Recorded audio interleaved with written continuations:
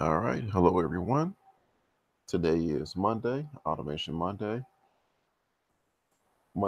July 2nd. All right. We got some good things going on today. We're going to talk about everything from blockchain to space to a few more other topics. All right. Let's get everything started. Um,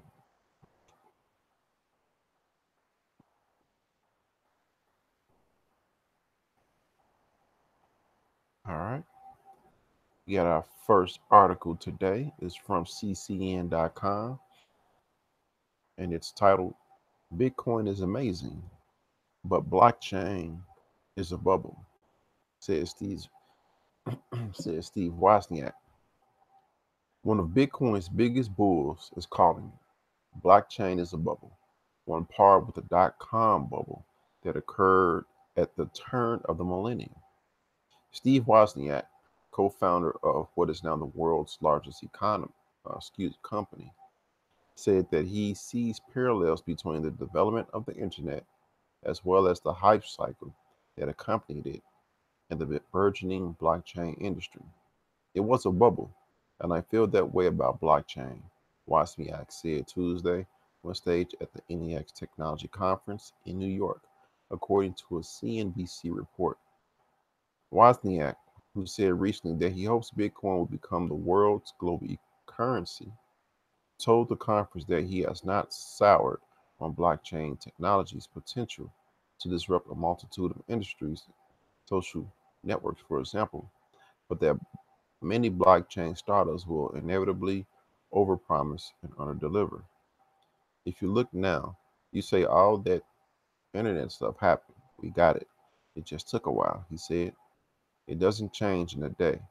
A lot of the blockchain ideas that are really good by coming out early, they can burn themselves out by not being prepared to be stable in the long run. Wozniak, a CCCN CCN reported, particularly favors Bitcoin and Ethereum, the former as digital gold, the latter as a robust platform that could be the next Apple. Bitcoin is mathematically defined. There's a certain quantity of Bitcoin. There's a way it's distributed, and it's pure, and there's no human running. There's no company running, and it's just growing and growing and surviving, he said earlier this month. That to me says something that is natural is more important than all our human conventions. The Woz invested in both assets early, accruing significant profits during the last year's bull run. However, he sold most of his cryptocurrency holdings months ago. At the time, he said it was because he found himself focusing too much on the price. But in his speech, he gave a slightly different explanation. All of a sudden, it was down, then way up in the sky. He said, I got scared and sold everything but one Bitcoin. And even after selling his coins and losing some to scammers, Wozniak maintains that Bitcoin is just amazing, in part because, unlike many copycats, it is totally decentralized. Now, I read this earlier, and as I was reading it, I was getting the thought in my head. Um, a lot of people put a lot of tech geniuses and tech giants, a lot of people that own tech corporations and companies such as Apple, they tend to put them more on pedestals. So when they talk about Apple, they talk about Steve Jobs, this overglorified figure, and Steve Wozniak, these overglorified figures. And with that, you tend to think, oh, these people are geniuses. Yes, they are in their own right, but that genius doesn't overflow to other things. When he talked about blockchain, I was I understood what he was saying. You know, they are coming out. Well, people are coming out with a lot of good ideas. I read at least one good idea every day, and they are overpromising, which can lead them to underdeliver. But I I I just got this feeling that, okay, yes, he's a genius in his own right, but that genius doesn't always spread over to other things. But at the same time, he is correct in saying yes, they are putting themselves in a position to underperform. What you think about this one? I think that people like Waz are really just hardware guys, and they're really looking at it from a hardware high level point of view. So, and what he's saying is it has merit. It's not to be taken as a deterrence from getting yourself into the crypto and as well as the technology space of the blockchain setup. Hmm. Now, yeah, and I agree. He was around. Of course, he was around during the .com era and that bubble. And if he says he sees similarities between the two, I believe him. A lot of people, I've actually heard multiple people say that. But yeah, I understand what you're saying, and it's just the at the same time he's saying this, you can't really just blow it off. You really have to heed what he says. When he say there are good ideas out there, but don't overpromise, and your final work is doesn't match what you promised. So maybe the title of the article was a little misleading, but it's clickbait. But as I read it, I understood what they were saying. Hmm. All right, let's go to our next one. This is from CoinDesk.com. This article is June 28th by Madeline Ming-Shi. And it is industrial giant GEI's blockchain and fighting against 3D printing face. Industrial conglomerate General Electric wants to use a blockchain to verify 3D printed parts in the supply chain, according to a recently published patent filing released by the U.S. Patent and Trademark Office on June 21st and submitted last December. The application outlines a method for integrating blockchains into additive manufacturing, commonly known as 3D printing, to create a database that validates and verifies the manufacturing process. In other words, the technology would enable the company to create a blockchain based manufacturing history that can help with tracking and authenticating 3D printed objects. The invention would tackle challenges existing in the current systems for addictive manufacturing. Excuse me, not addictive, additive manufacturing. What lack verification and validation systems for ensuring that objects produced by the process are, are appropriately certified according to the application. Due to this issue, if a replacement part for an industrial asset is produced using an additive manufacturing process, anyone with access to a 3D printer could replace their product. As a result, end users can't verify whether the replacement part was produced using a correct build file, using correct manufacturing media, and on a properly configured additive manufacturing device. GE states in the filing. It would therefore be desirable to provide systems and methods for implementing a historical data record for an additive manufacturing process with verification and validation capabilities that may be integrated into additive manufacturing devices. The move is just the latest sign of interest in blockchain technology by the industrial behemoth. Last year, the USPTO, or the United States Trademark Office, released 5 patent applications, all filed in 2016, with each described as different blockchain applications to aid in the streamlining of aircraft maintenance. GE also announced in March that it had joined the Blockchain in Transport Alliance, or BITA, a blockchain consortium that aims to develop standards around the tech's use in the cargo transport industry. I like that GE, and I've heard other companies such as Mastercard, they're using the blockchain technology to enhance their businesses, to enhance their supply chain, to enhance the efficiency of parts from the assembly line to the consumer. I like that. And the growing adaptation of blockchain is good news. I like that other companies are adapting this technology into their businesses. Yeah. You?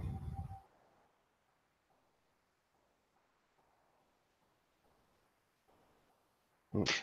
Yeah, this is just the first wave of supply chain authentication um, for major vendors, especially in multi-vendor spaces where you have um, multiple companies who are sharing parts. You think about the car, the auto industry who have, if you open up the hood of a car, you'll see that there's probably about maybe 5 to 10 different entities that provide parts for a single car. You got your transmissions from GM because GM produces transmissions and they get put into a Mercedes Benz or even a BMW or even a Cadillac for that matter. But they all share the same parts, so you have to make sure that the parts that you're receiving on your end is actually the authenticated part, and it's not being reproduced somewhere like in China or Vietnam at a cheaper rate.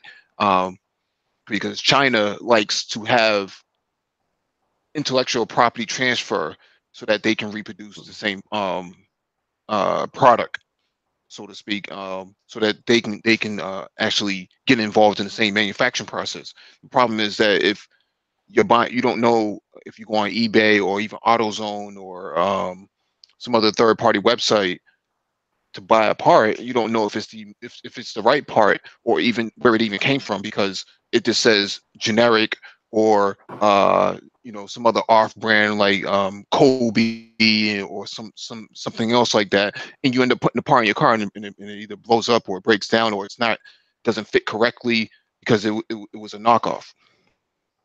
That's a good point. Then purchasing something on eBay or a third party site or place and not knowing, but with the blockchain, you can actually verify, okay, this is this. And with the sellers, they will up their whatever they're selling, that could up their revenue. Hey, this can be authenticated by running this, or this will authenticate on the blockchain that this is verified on the blockchain that this is authentic. And I can imagine the use cases of the blockchain in terms of people utilizing it to verify, yeah, this is real art. You can verify art. I don't know how specifically you can do that. I'm just throwing it out there. These highly expensive art pieces that are out there, you can verify them.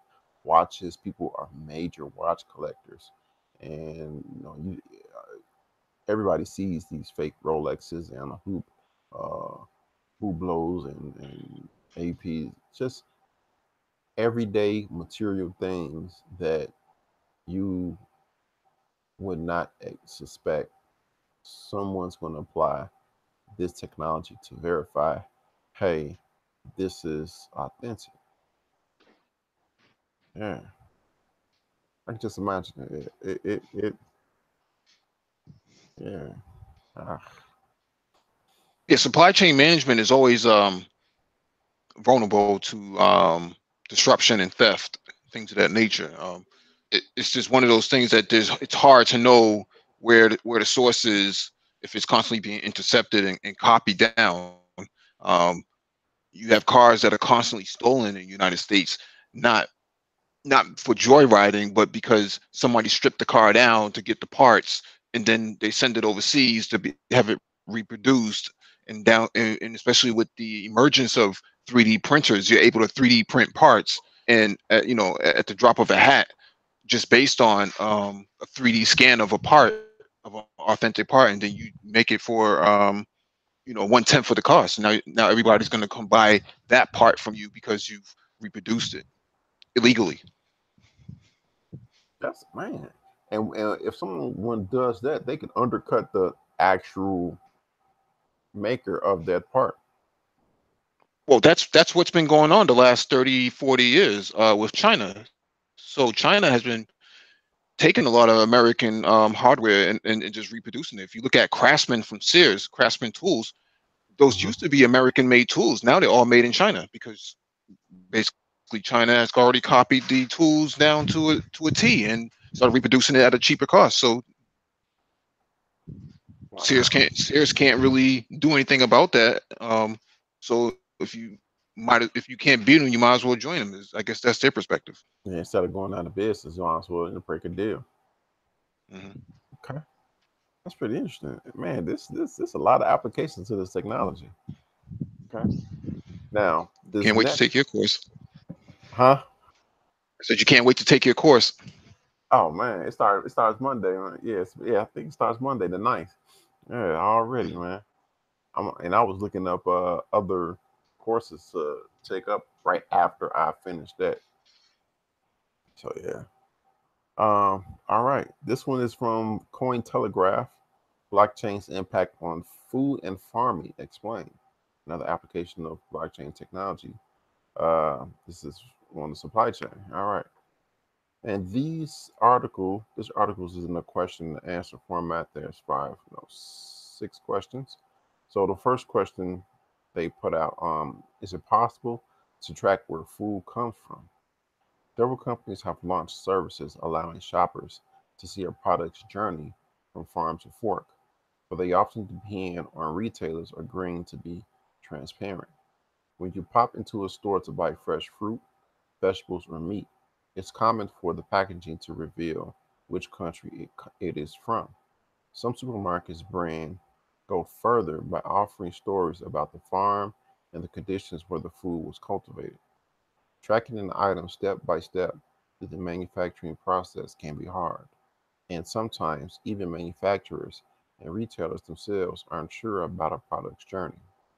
This is part of the reason why recent food safety scares have been so widespread. It is difficult, nearly impossible, to track where problems begin. However, integrating blockchain into the food chain can mean issues are detected instantly. Question number two: food safety scares remind me. There have been several in recent years. How long have you got? In 2018, a daily E. coli outbreak was connected to romaine lettuce that was grown in Arizona. The outbreak affected 35 states across the U.S., with 5 people dying and a total of almost 200 cases reported. In 2013, a horse meat scandal gripped Europe, and products advertised as beef were actually found to contain, you guessed it, horse. It made its way into some of the continent's biggest supermarkets. They blamed their suppliers, who in turn blamed their suppliers. The furor shook confidence and left some people refusing to buy meat altogether.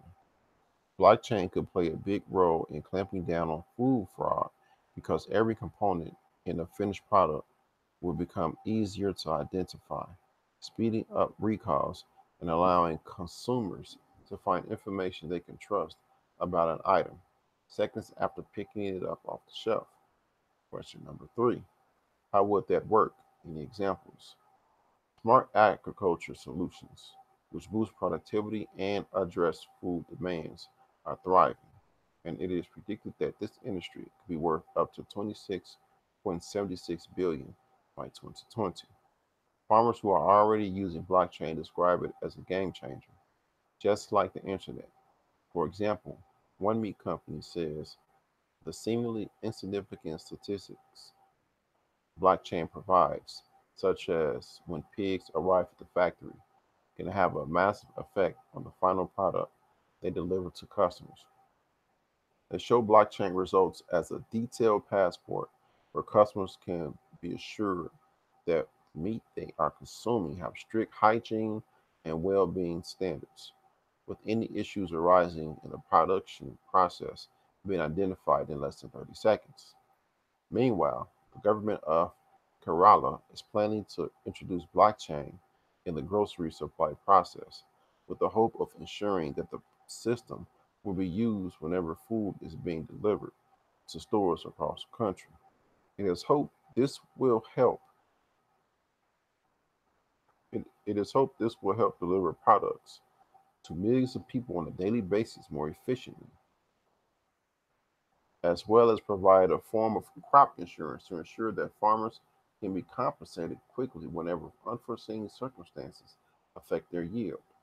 Certification of fruits and vegetables could also be enhanced through blockchain, ensuring that information isn't lost and streamlining the manpower needed to confirm a product's provenance. Every shipment of fruit and vegetables is accompanied by paper certificates showing where the food has come from, validating its quality, and declaring it free of disease. In Belgium, work has begun to digitize some of these certificates so they are placed on the blockchain instead. Question number 4. Food safety is great, but what about food prices? They're constantly rising. Blockchain could eliminate paper based processes and cut costs. These savings, with these savings passed on to you, getting rid of middlemen would minimize transaction fees, and decentralization will also make it easier for smaller farms to compete with larger corporations.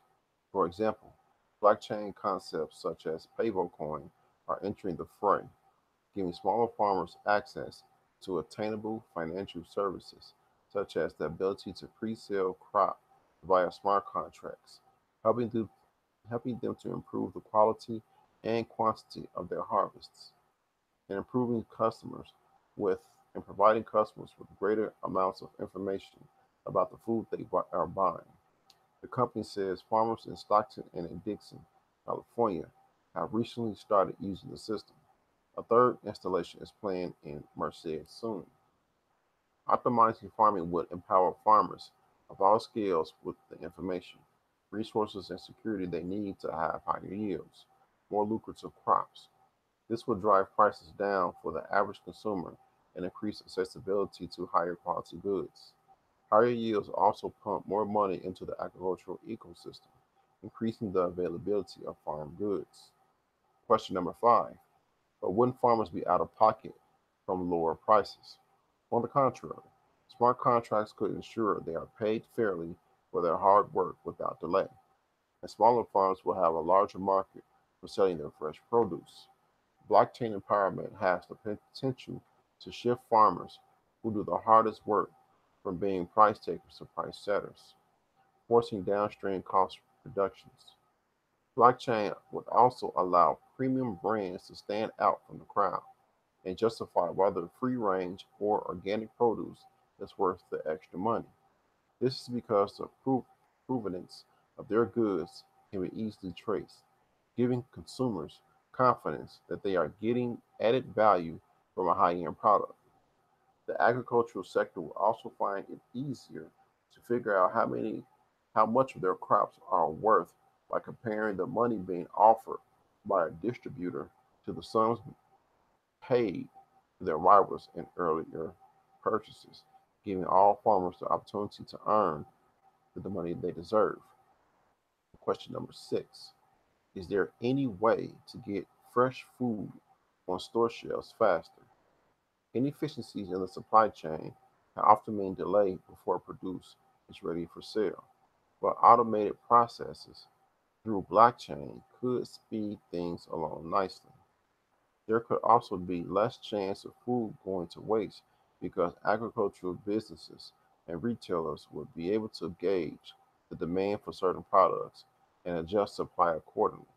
This spare capacity can then be devoted to other crops, eliminating food waste.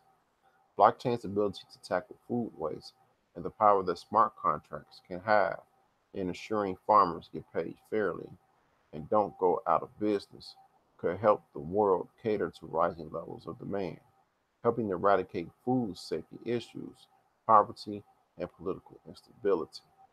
All right, this was an interesting article.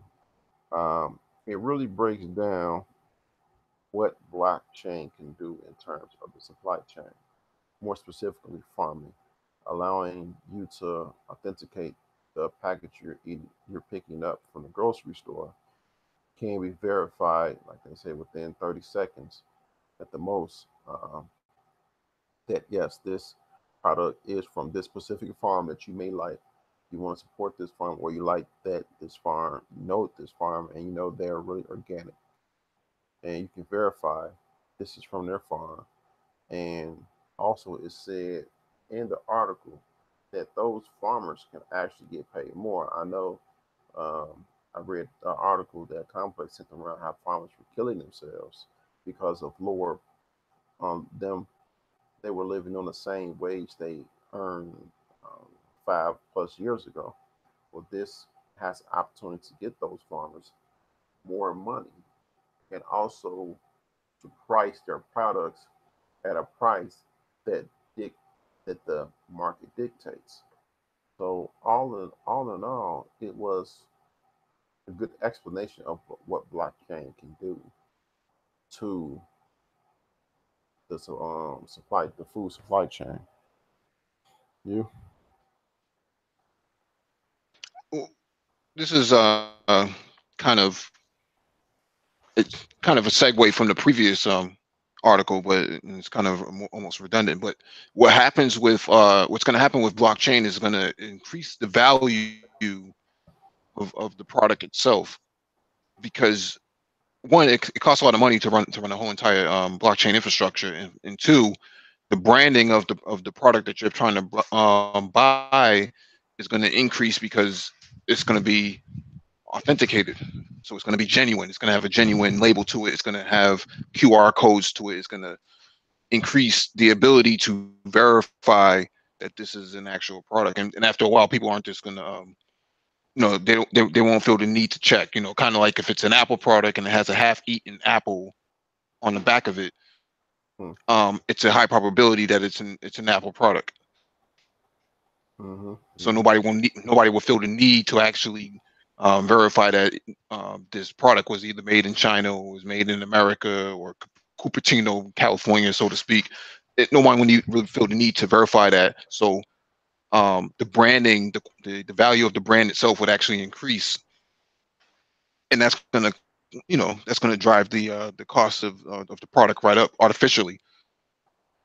It's a good thing that it's happening, but at the same time, the same cheap goods you thought you were getting before is no longer going to be cheap.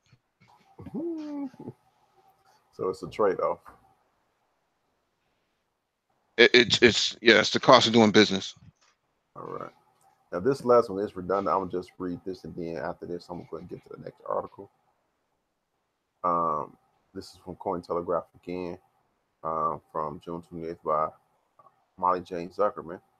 Walmart IBM blockchain initiative aims to track global food supply chain. Walmart and 9 other companies have partnered with IBM in order to release a blockchain for tracking food globally through its supply chain, the Wall Street Journal reports June 25th. The Food Trust blockchain, which includes Nestle, Dole Foods, Driscoll, Golden State Foods, Kroger, McCormick and Company, McLane, Tyson Foods, and Unilever, have been collaborating with IBM on the initiative since 2016 and began conducting trials on the product in August of last year. Wall Street, the Wall Street Journal states that the Food Trust goal is to improve the company's ability to identify issues involved with food recalls, such as tracing outbreaks more quickly to limit customer risk. Walmart's Vice President of Food Safety, Frank Ioannis, referred to the Food Trust blockchain as the equivalent of FedEx tracking for food. You're capturing real-time data at every point on every single food product. Although the brands involved may be competitors in some cases, Chris Tias, global head of supply chain at Nestle, said that regardless, they are working together to ensure the trust of consumers. According to IBM, the Food Trust System stores the data of about 1 million items, specifically noting Nestle canned pumpkin, Driscoll strawberries, and Tyson chicken thighs. The Wall Street Journal writes that the blockchain was not ready in time to help in tracking the E. coli contaminated romaine lettuce in the U.S. that has infected more than 197 people across 5 states. Giannis noted that even if it takes years for the food industry to completely adopt blockchain in the future, outbreaks don't have to be this big and this long. In April, Walmart announced that it was ready to use blockchain for its live food business. The company has recently been awarded a patent for blockchain use for medical reports, for medical records as well. Oh, okay. As and has filed a patent for a blockchain-based customer marketplace for reselling Walmart goods. That's interesting right there. Okay. They got a patent for blockchain use for medical records. So they're going to be getting into the medical field. I remember Dollar Will was talking about a while, a couple weeks ago, how Amazon was getting to the medical field, and they have filed a patent for a customer market blockchain-based customer marketplace for reselling Walmart goods. That's really interesting. Any comments on that before I move on?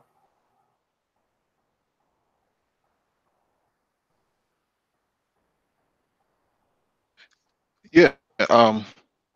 So because I work in this field of healthcare, been working on blockchain technology as well for securing patient records or EMRs. And it's a difficult process because of HIPAA policies. What happens is if the EMR or the EHR is not in your possession, then what happens is it's in a violation, because there has to be a sole owner, proprietary owner of that EMR, as a way to safeguard against that record.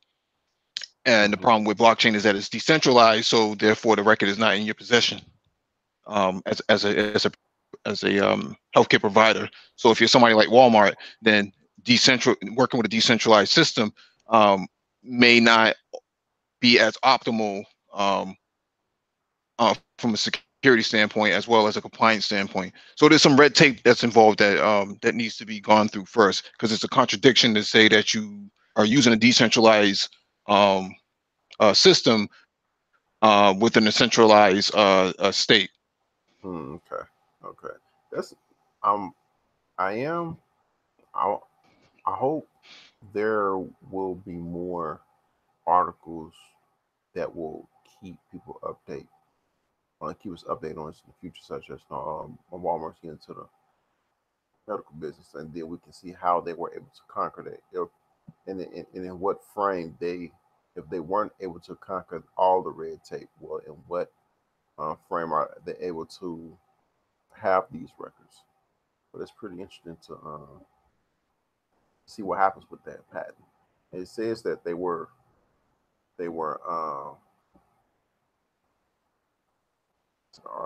I think it said they were awarded. Yep, they recently been awarded a patent for, yeah. So well, I'm interested in see how they're able to pull that one off. All right, this one is from CCN, Bitcoin crime, and I remember you was talking about this a while ago. It caught my eye. Cyber criminals are moving from ransomware to crypto jacking. Kaspersky Lab says Kaspersky Lab.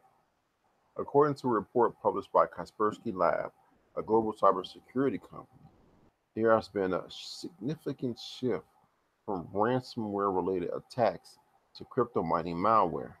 The report claims that this type of attack, known as cryptojacking, has become a more profitable prospect for hackers and is the reason for the decline in ransomware attacks. In 2017, ransomware like WannaCry caused global havoc after spreading to several organizations, including several UK National Health Service hospitals across England and Scotland. The ransomware targeted a Microsoft Windows exploit, encrypted all user files on a computer, and demanded Bitcoin payments as a ransom to unlock the files. However, the report referred to them as an isolated surge than a trend. The total number of users who encountered ransomware fell by almost 30%, from 2,581,026 in 2016 to 2017 to 1,811,937 in 2017 to 2018.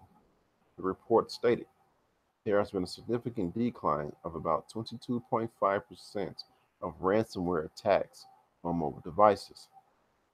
The report also indicated that the number of users who encountered malicious miners increased by almost 44.5% in the last year.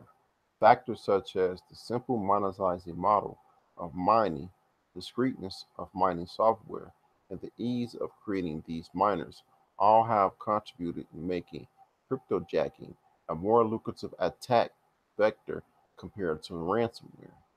Mobile-based mining attacks have seen a steady growth along with PC-based attacks. Although PCs provide more computational power for mining, the report stated that both percentages and absolute figures show us that mobile mining is an emerging threat, targeting developing countries. Venezuela, Myanmar, and Nepal are among the top three countries affected by mobile-based cryptojacking attacks.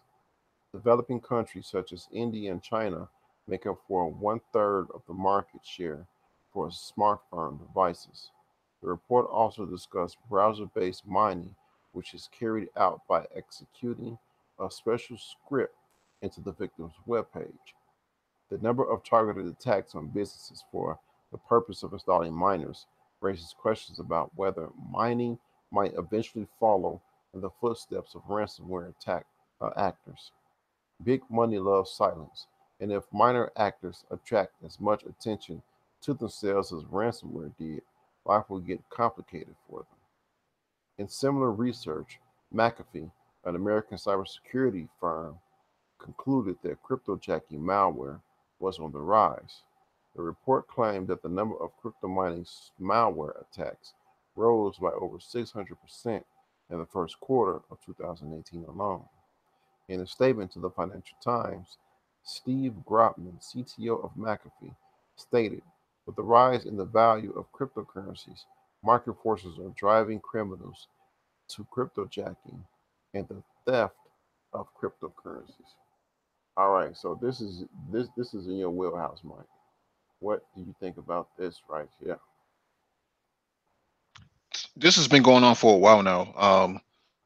Browser-based attacks, even phone attacks. If you have an Android phone that hasn't been patched in the last 6 months, you are susceptible to this. So if you have not updated your phone, or your phone doesn't have an update, then throw it away, because it is basically vulnerable to this. Um, the only real, I mean, you can put an antivirus on your phone, and that might look for it, but the problem is you click on some of these advertisements and some of these Google Ads, and AdSense, and these third-party ad services can pitch um, crypto mining, or I should say, crypto jacking attacks against your device. And phones are pretty powerful now, so they can actually mine cryptos pretty well if left alone. If there's nothing going on in your phone, then it can crack some pretty good numbers. And especially if you crypto jack multiple millions, thousands or hundreds of thousands of phones, then you can have pretty much a decent army of devices to to do the labor for you, which is what they're really looking for, is computational labor. Mm, that man, that's I remember you mentioned how people are gonna gang up to do crypto jacks and instead of doing bank robberies, it's gonna be the new hot thing. This is gonna be a new hot thing in the future. That Yeah, cybercrime as a service is definitely very valuable market. That's why you're starting to see um, a lot of hospitals and clinics be attacked because those patient health records are very lucrative on the black market. So you're talking like $2,000 to $3,000 a record, and you jack 100,000 records. And you force the victim, which is the either the clinic or the hospital, to pay um, 20,000 in Bitcoin. Let's just say off the top of the head, that's a couple of Bitcoin. And if you're an institution, and you need to, and your business is completely dependent upon patient health records, then what happens is you have really no recourse other than to pay up. But there's no guarantee that you're going to get your records back. You may get some records back, you may not get any records back, but you have to pay up. And the cyber criminals understand this, so they're going after the healthcare institutions because of this whole thing, and that's why HIPAA is so important. crazy. A credit card is only worth about maybe $2 to $3 on the black market. So Oh. So automatically people gonna go for the big fish. well, credit cards can be terminated within a few minutes, right? So it's just a matter of heuristics. So heuristics would determine where this card is being used. For example, I lost my identity was jacked a few years ago by some cyber criminals, where they started using my debit card in multiple different places at once. And I was in the United States, and they were using it in different countries. And the heuristic system that the bank had in place basically shut the card down because it's impossible for me to be in two different places at once. Now, do every bank have this system? Most, if not all, banks have some form of heuristics to determine time. So if you're in Chicago, it's impossible for you to be in Chicago to make a purchase and also be in Nigeria to make the same purchase. Mm-hmm. Now,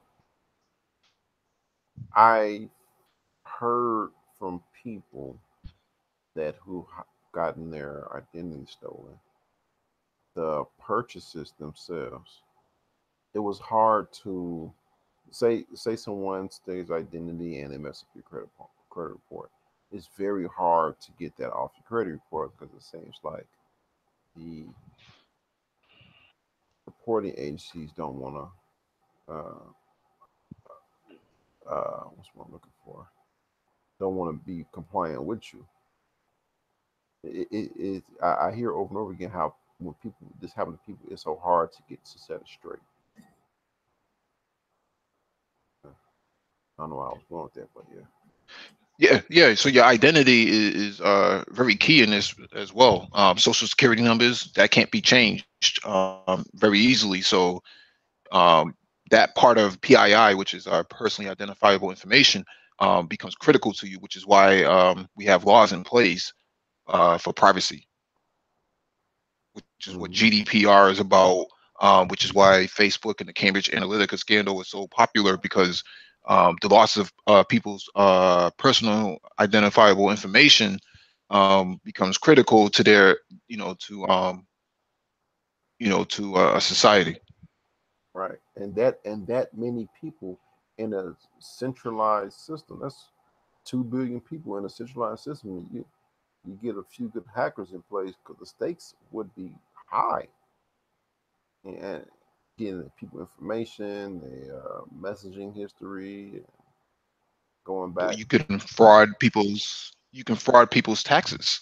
You can have you can open up accounts with somebody's social security number and just the first name and last name. Mm. And and I know people. I don't personally know, but I know I've heard stories of people not knowing this for years down online because they wouldn't. People don't check their credit report regularly. So once they do, these charges sound foreign to them, and they'll say, "I never bought a boat." And so they don't know what this is. So it's really hard at that point to correct the problem. Yeah, the longer the delay is in reaction, then the harder it is to actually circumvent, the loss of information. I know some credit cards have you can set alerts if you spend over a certain amount, it'll text and email you. I think that's helpful. That's at least one form of security. Right. All right. It's our next article. This this one comes from Engadget.com. Honda ends development of its bipedal Osimo robot. The technology will live on in other products, like a self-balancing motorcycle. We've been enjoying Honda's Osimo advanced step in innovative mobility robot ever since the gadget existed. But now Honda has announced that this robot project is winding down. The technology behind Osimo isn't going away, however, as it will be put to use in other products like the walking assist device we've seen or its self-balancing robot. The project hasn't seen any big updates since an autonomy-heavy revision in 2011, and without any future as a commercial product, company losses are pulling the plug. Or company bosses are pulling the plug. Don't assume Honda has thrown. What am I reading? Okay, don't assume Honda is through with robotics and AI. However, the segment is one third of its 2030 vision, along with mobility and energy solutions. According to Kyoto News, a company official said it has plans to develop more pipe bipedal robots, although they might not bear the Osimo name. For an idea of what's next, just peek at the just take a peek at the 3E Empowerment Experience Empathy robots Honda brought to CES 2018 a few months ago. Meanwhile, if you're in Japan, then there are still a few places to catch a demo of Osimo and let it know it won't be forgotten or hopefully disassembled.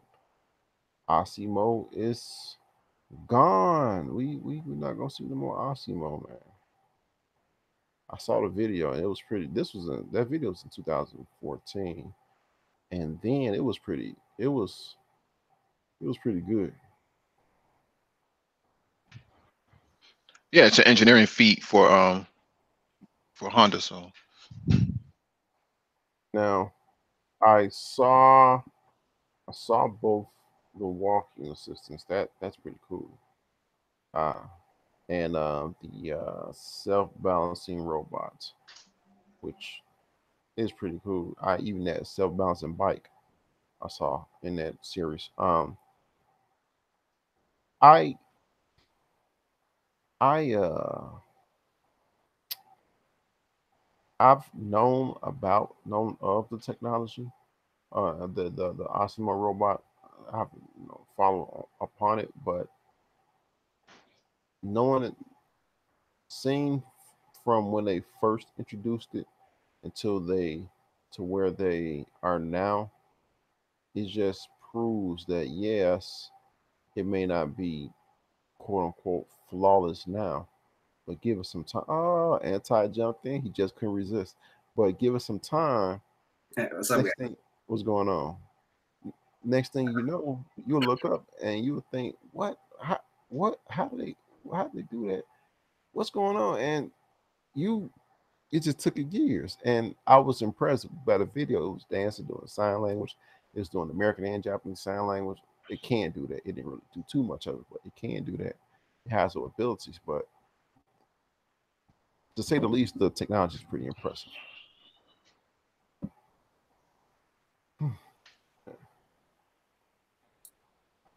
Ain't you grab? You have any thoughts on it? I'm just confused. What were you guys talking about? I had to go for a little bit. The let me bring it up again. The Osimo. Oh, the robot. Yes. Oh yeah, I've seen that before. I actually saw it in real life. Really? And I forget where it was. It was either Narita or Haneda Airport. Was it impressive in real life? No. It's Wow. kind of Why not? gimmicky, but Is what?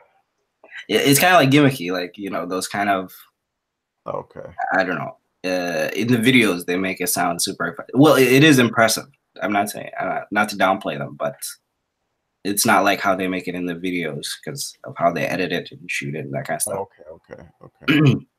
Can you guys hear me all right? I feel Yeah. like my voice is fucked up at the moment. Yeah, you good. Okay. I think that was your snob mentality, like, that's all right. It's not impressive. While everybody else around like, wow, taking pictures of Yeah, right. This is a snob life. We hold ourselves to a higher standard. it. Exactly. 300-year projections, baby. 300-year projections. Right. All right. This is another one from Engadget.com. It says Kroger teams will start up Nuro for driverless grocery delivery. The location of the test program hasn't been announced. I'm just gonna go ahead and say it. The car is cute. And I'm just gonna say that. All right. Today, Kroger announced it is partnering with self-driving vehicle startup Nuro in order to deliver groceries directly to customers' homes, according to Reuters. It's not clear whether the test program will take place. Nuro is still obtaining regulatory approval for the project to take place. Nuro vehicles differ from most other automatic cars and trucks on the road because they are designed to operate without a person in them. These small vehicles are solely intended to deliver goods. The cars move slowly and take up very little space on the road because they do not have to cater to passengers. This is just another step in traditional grocery stores' fight against Amazon. After its purchase of Whole Foods, the company has begun offering free local 2-hour delivery to Prime subscribers in certain markets. As a result, Kroger and other grocery chains need to figure out a way to cut costs when it comes to delivering customers' orders. This is just one way the company is looking to stay competitive. So, other than how the car looks, well, this is, man, this coming on fast. I have to, this automation, this car automation is coming on fast. Competition drives ingenuity and Right. engineering. So this stuff is everybody's gonna ramp up. I've talked about this before that if you don't have that skill set, then you're gonna be found left behind as well as ostracized from the market because there is no other place for you in terms of labor. You got these vehicles that are being automated. You have the talk of drones delivering goods. You have blockchain in the supply chain setup, authenticating these products from start to finish in global markets. Where do you see yourself fitting in is the real question for I guess for Black people in America. Go ahead, Anton. Yeah. Also, I think Amazon kind of has an unfair advantage because I think this is the first year they've ever been profitable. So they just kind of do whatever it takes to get the market share and then worry about profits later. Unlike Kroger or some of these other grocery stores. So it'll be interesting to see how it plays out. I saw, I don't know what video I saw. It was the Waymo vehicles. They were driving through a neighborhood, and they just look like regular cars driving through a neighborhood. You can tell they were autonomous because the technology on the roof. I tended to say add these small cars to that, and it's gonna seem like you're in the future. You got these autonomous cars driving you wherever you need to go, and you got these autonomous food delivery vehicles. It it's almost like back. Which part was that? Back to the Future 2, when he went to the future and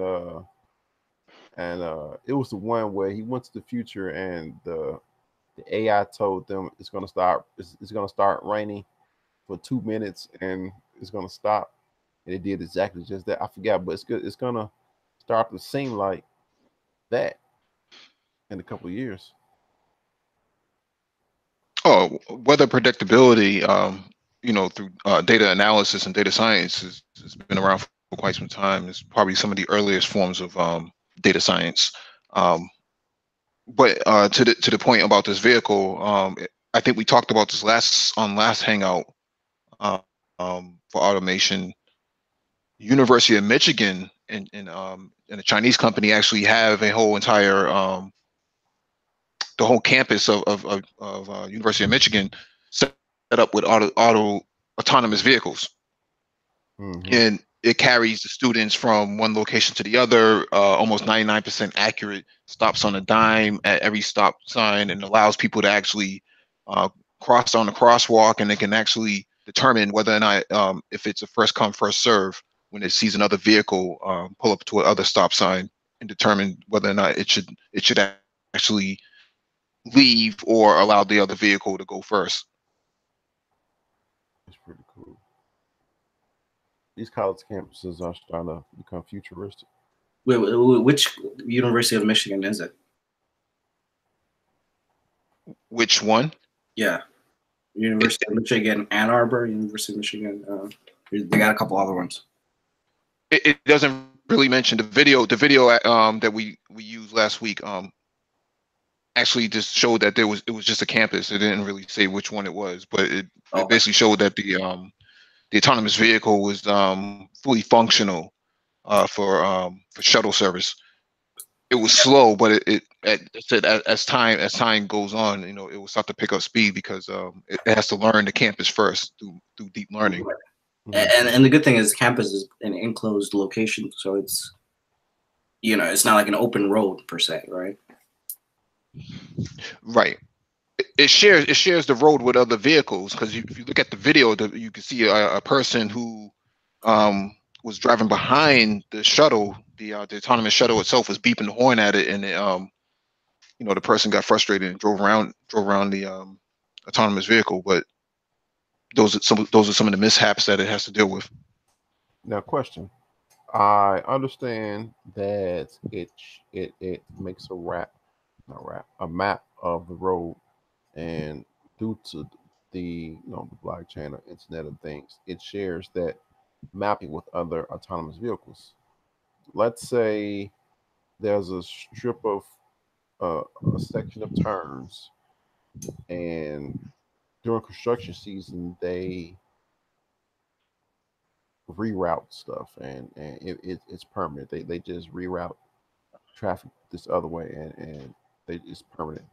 What then? How, if it's coming up on that part of the road that is familiar with, how will it take that?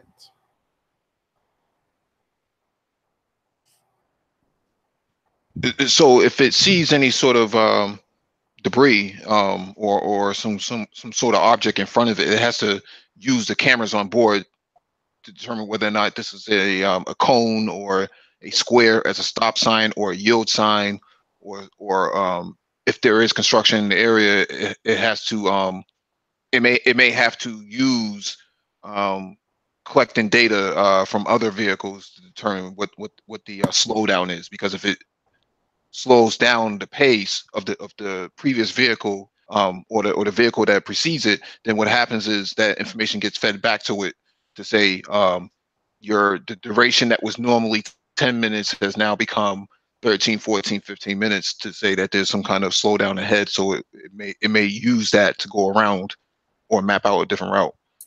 Okay. Right. Isn't that the same technology Google is using it for their Google Maps?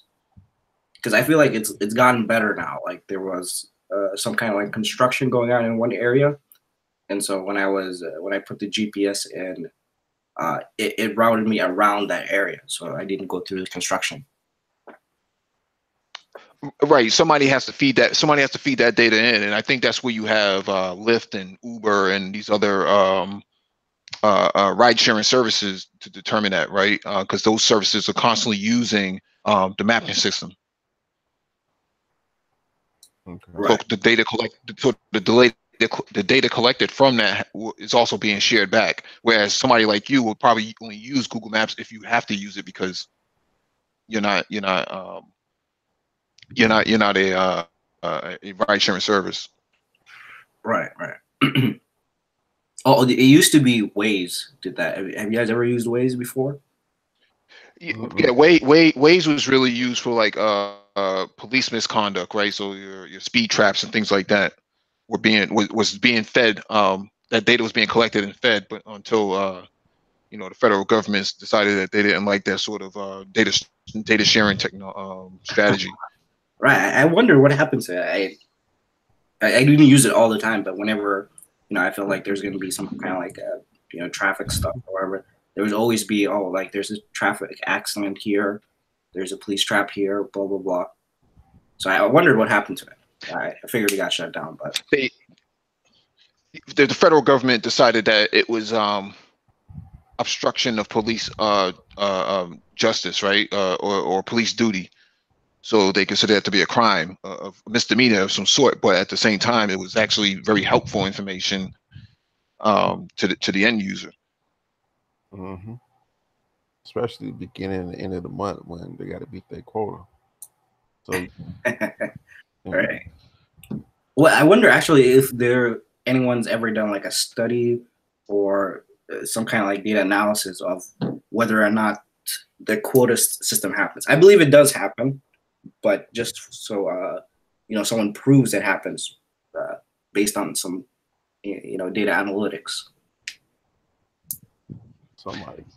It's been proven that they do have a quota. I know in Boston they were using like 25 tickets had to be written per day, to reach that quota, because that's how they make their revenue, right?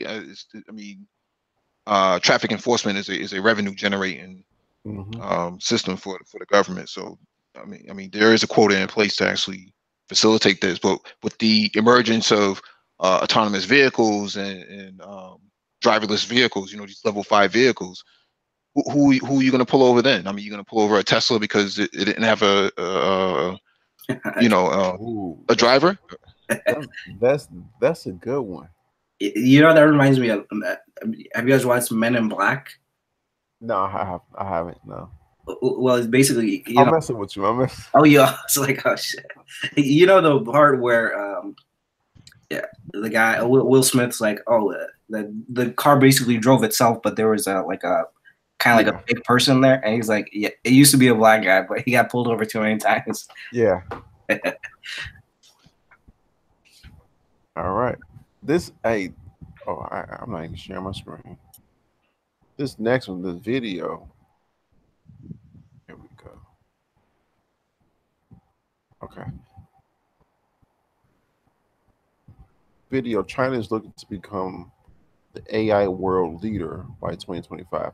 I saw the video a couple times because even though it's a short video, links in the description. All topics are in the description. You can follow along by clicking on them. Even though it's a short 2-minute 25-second video, it was very interesting. This little robot is a personal helper, like a personal assistant. If you're not riding it can follow you. He's saying you can take your picture and so forth, and they talked about that. This guy is using, not this guy right here, but this guy coming up is using the Google glasses. I have not seen that in public. Haven't never seen them in person. But the uses they were saying they're going to use them for is pretty. Yeah, I can say it's impressive that they are going to be utilizing them, and they were just saying that type of technology is already in China, and this it's in their WeChat. They're using the WeChat also. This right here is what we went over last week. This food box where you have to look up in it, and it verifies. You show your face, and it verifies yes, you already have a account with us, so it lets you in. There's no cashier in there.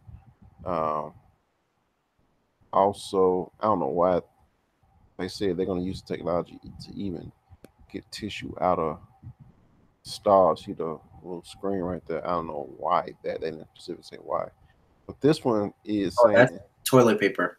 yeah, totally. I don't know why they. I don't know the purpose of that. I don't know, but they said they do it already. So okay. This one they shame people on this board and online who jaywalk. So if you jaywalking, you're gonna get put on blast. You're gonna be put on Front Street, basically. Right. And I think it was another. Yeah, go ahead, Mike. No, I was just gonna say about the whole bathroom tissue thing, toilet paper. Is that what happens with some of these current models is that if you walk past a machine, then it starts dispensing paper even though you don't want it. So it becomes unwanted waste of toilet paper, which costs a lot of money because you can inadvertently lose 2 or 3 rolls of toilet paper per day, just in one bathroom alone, right? So they're looking at it from a cost perspective of how do you mitigate the cost of toilet dispensing. The same thing for toilets itself that have automated flushes to it. What happens is you walk past some of these bathroom stalls, urinal stalls, you have about a dozen in a stadium and you walk past it and there's nobody there. These toilets just automatically start flushing, so they start losing money by this whole entire aspect of it. Okay. But yeah, the information they were speaking about was impressive. I like that it follows you. That's pretty cool. I don't know. I just thought that was pretty cool. Yeah. No, yeah, that's pretty nice. If you get tired, hey, he just drives you, right? Right. Step on it. But well, instead of having a CNI dog, you may just have one of these. Mhm. that's right. That's right. And the CNI dog doesn't need to. Well, I mean, one of these devices won't need to have any bathroom breaks or be told that you can't come into this restaurant because we don't allow service animals in here. Well, I have a service device. Right. It's a good idea. But just to like touch on this other stuff that's happening, like this technology already exists in the United States. It's just that they can't really implement it. But China is a police state, so they're using this kind of technology more and more. Like I think I told you about this. Maybe it was like a month ago. They utilized this facial recognition software that they got from Israelis, where basically at I think it was a concert with like 50,000 people. It was able to pick up one guy who was a fugitive that was there, and they arrested him. Wow. And also in regards to that humiliation thing, the board, if you could go back to that, they're trying to set up kind of, if you guys have ever watched Black Mirror, the social credit score, the episode with the social credit score. I haven't watched it, but I know what you're talking about. Oh, have you watched it, Mike? Have you seen the episode before? I never heard of it.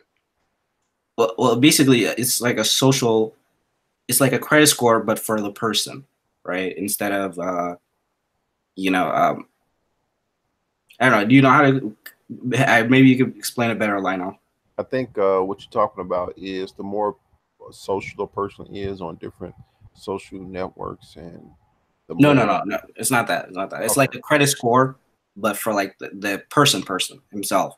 So they don't have like credit bureaus per se in China. So they want to set up one where they use it kind of as a way of rating the person, honesty, blah, blah, blah, whether they pay their debts and things like that. Okay. So they, in the future, they're going to try to kind of use it how they did in the episode, where if you don't have a particular score, you can't get into this, university. You can't take an airplane or a train or a bus or, Social status score. Restaurant. Yeah, what was it? Social status. Social status score. Yeah. So they're kind of using it as a way to, I guess, control the population, because once you implement a system like that, it's kind of like self-reinforcing.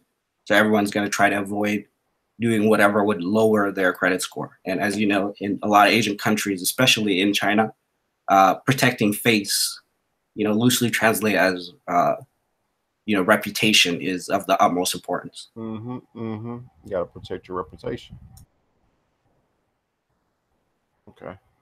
Well, that may not work in a Islamic state where women have burqas on Was it? cops. I said that may not work in an Islamic community because women have burqas and niqabs on. Right. Well, maybe. Well, China's trying to ban Islam, so we'll see what they do. Really? Oh yeah, they're setting up, what do they call it? Re-education camps. Mm. So they're basically taking the Uyghur people in Xinjiang. It's one of the provinces in China that's just predominantly Muslim. It's out there. It's more like a ghetto. Was it? It's a ghetto. No, it's more like a ghetto. It's treated like a ghetto where they kind of ostracize the Uyghurs in that area, and that's why you see a lot of Uyghurs inside Syria because they're right. They're Muslim and they're out there fighting. Right, exactly. So the for the Uyghurs inside in Xinjiang, they basically kind of treat them like black people in the U.S. I guess that's the best way to explain it. And then now they're taking it a step further. I remember a couple of years ago they tried to ban Ramadan, so they would send in these pamphlets, random from this guy saying, okay, don't fast, and then if you're a government employee and you're fasting, you have to break your fast, stuff like that. So they're definitely on the warpath with trying to, I guess, control the Muslim population and sending them to these education camps where they kind of like try to indoctrinate people into with the communist propaganda and taking the children. A lot of that stuff is going on there. Isn't that the province? How do you pronounce it again? Xinjiang. Xinjiang. That's by Kazakhstan, isn't it? Right, that's great. Okay, I know what you're talking about. Okay. North of Tibet as well. Mm-hmm. It's up there by Kazakhstan and Russia. Right, that's right. Okay, I know what you're talking about. Okay. All right. Our next article, excuse me, this is from Engadget.com. From June 28th by Mallory Locklear. Excuse me. Turns out the interstellar object, Oumuamua, is a comet after all. It was thought to be an asteroid after it was first observed. Last October, researchers spotted a long, skinny object speeding through our solar system, and they initially pegged it as a comet from another solar system. But as they continued to observe the object, dubbed Oumuamua, its properties, namely a lack of gas and dust surrounding it, pushed it into the asteroid category. Instead, asteroids are mostly rock, while comets contain ice that becomes visible as it's vaporized into gas and pulls dust off of the comet's surface. However, researchers have kept their telescopes pointed at Oumuamua, and additional observations have now earned the object a comet label once again. Oumuamua entered the solar system from above and swooped past us on October 14th. As it moved away from the Earth, scientists using ground-based observatories and the Hubble Space Telescope have kept track of its trajectory, and they found that it wasn't keeping with the path they had expected. It was slightly off and wasn't slowing down as fast as it should have if it were really a rock asteroid. Speed was If it really was a rocky asteroid whose speed was affected primarily by the gravitational forces exerted on it by other objects, such as planets and moons. The researchers looked at quite a few possibilities as to why this might be the case, but only one provided the best explanation. Oumuamua is most likely a comet, not an asteroid, and the ice contained in it, which, when vaporized by the sun, shoots out like a jet, is propelling it forward. It is still a tiny and weird object, but our results certainly lean towards it being a comet and not an asteroid after all. Oliver Hanot, a researcher with the European Southern Observatory, who has been following Oumuamua, said in a statement. Researchers didn't observe these gaseous jets, which is why it was previously classified as an asteroid. In the Nature paper describing these findings, they said this could be due to the history of Oumuamua. The comet has spent millions of years traveling through interstellar. How do they know that? Okay, the comet has spent millions of years traveling through interstellar space, and the radiation it has been subjected to during that time very well could have eroded away the small dust particles that usually fly off comets when ice vaporizes into gas. The comet is now too far away to be observed, but it has shown us that different solar systems can provide comets that aren't quite like our own. Karen Meach, a researcher at the University of Hawaii, told the New York Times that these sorts of objects can also give us a peek into the chemical processes of other solar systems. The more we study Oumuamua, the more exciting it gets, Meach said in a statement. It's I'm amazed at how much we have learned from a short, intense observing campaign. I can hardly wait for the next interstellar object. All right, who wants first crack at Oumuamua? Well, since we're talking about space, I think anti-gravity should go. Yeah, go ahead. Go ahead, Anti. No, Tell us, I have no opinions on this. I'm not tell quite us, sure. tell us why this long, skinny object came down from above and took a quick left turn past our sun and just shot off. Couldn't even begin to explain. Well, actually, that's one of the things I'm wondering about is how did it come from above? I know space doesn't really have up, down, left, right, but damn. That's what they're saying.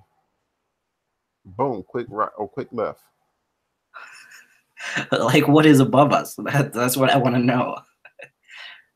Well, the object was above the atmosphere of the Earth, right? So what they're measuring is what our ceiling is. Our ceiling, As in the ceiling, our ceiling in relevance to the system itself, the solar system itself. So if all the planets have a measured ceiling of where their moons and in relation to other planets as well, then anything that's above that would be would be out of the solar system itself. So the question is that Lionel had was how do they know how old it is? They're measuring they're measuring it, at least from my understanding, they're measuring it in relation to the Earth's age itself. Oh, okay. So anything above what is not in the universe? Because at least in my head, it wasn't a part of that solar system, from what I'm gathering. Okay, so if we can go back to the picture. All right, so the outermost ring is Jupiter, right? So then everything between those two, the outer ring and the inner ring, that's on one plane, right? One dimension. It should be. So then, what about the third dimension, right? Or above that? That means anything above that is not in our solar system.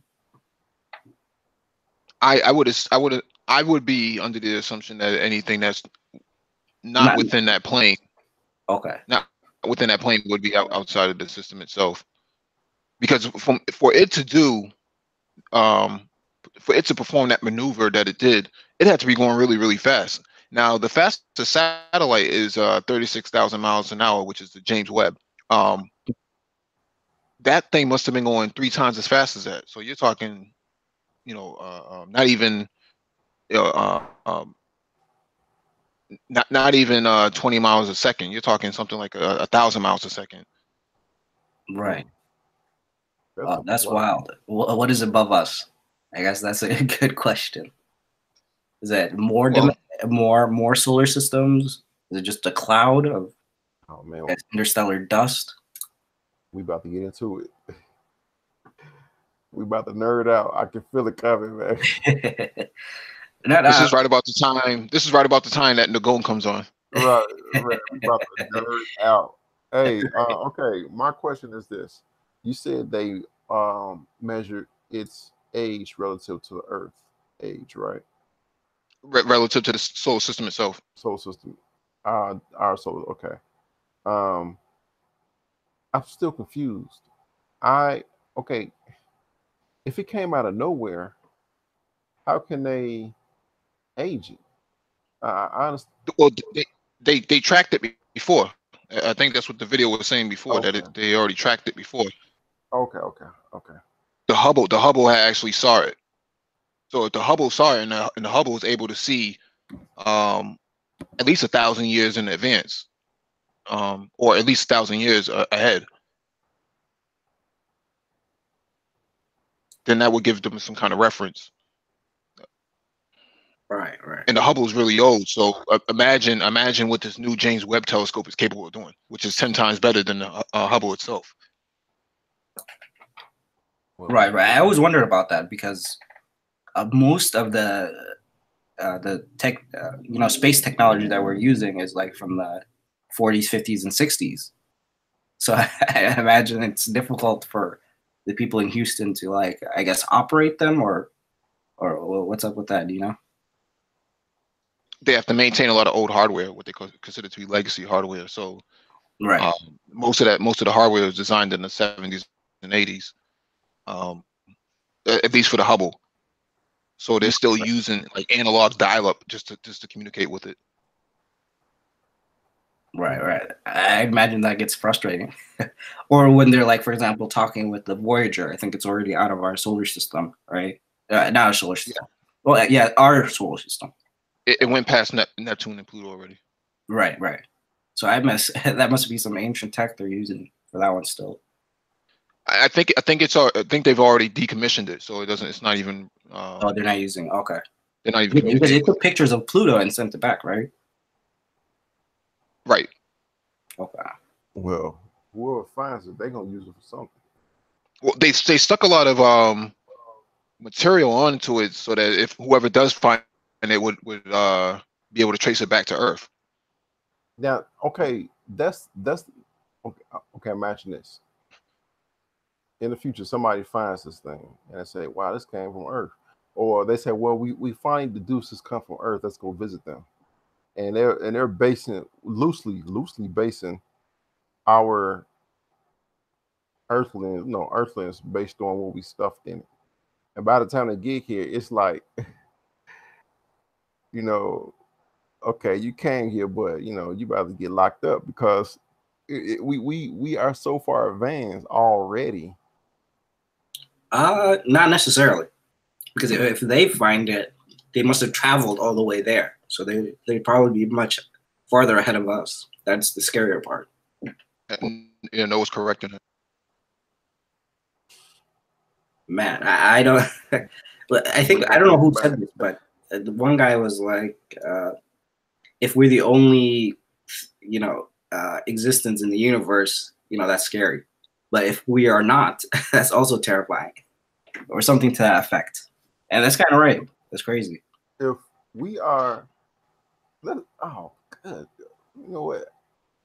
This really should be like the open mic. We got other stuff going on. Okay.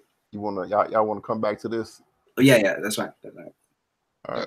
All right. This next one is AI robot arrives at the International Space Station. I saw this whole thing. I saw the sped up. They just hooked up on a SpaceX delivery system. But the way they did it, it was slow. Okay, it's not going slow, but they're, you know what, Mike, you got this. I saw it, I understood it, but I can't articulate it. No, it's actually moving ahead of its predetermined pace. The only reason it looks like it's slow is because it's slowing itself down before it even gets to its destination anyways, but it's already ahead of its time for arrival. But it's just delivering the payload to the ISS. So Okay. Yeah, I saw the whole thing. It was interesting, and you can hear them in the background, like going through to make sure it they get everything right. It was interesting. yeah, it's interesting that they have 'cause that's SpaceX that I think we're referring to. On SpaceX's website, there's a lot of like job positions open on there for basic IT system support, as well as aeronautics engineering and things of that nature. Things that we talked about on Saturday, that the Bureau of Labor Statistics had posted, in the type of degree that you would need, just associate's degree at bare minimum. Wow, I'm gonna be looking at that. Wait, associate's degree in what? And basically computer engineering or aeronautic science, things of that nature, community college based education just to work there. Work at the SpaceX. SpaceX. Okay, I see. I'm gonna be looking at the website. Hmm.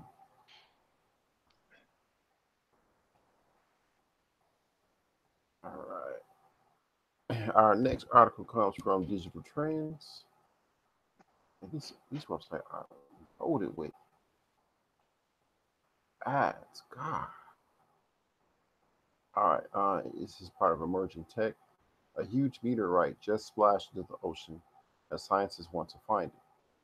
Residents of Ocean Shores, Washington, were startled on the evening of March 7th when a bright flash lit up the sky and a tremendous boom rattled the sleepy seaside town.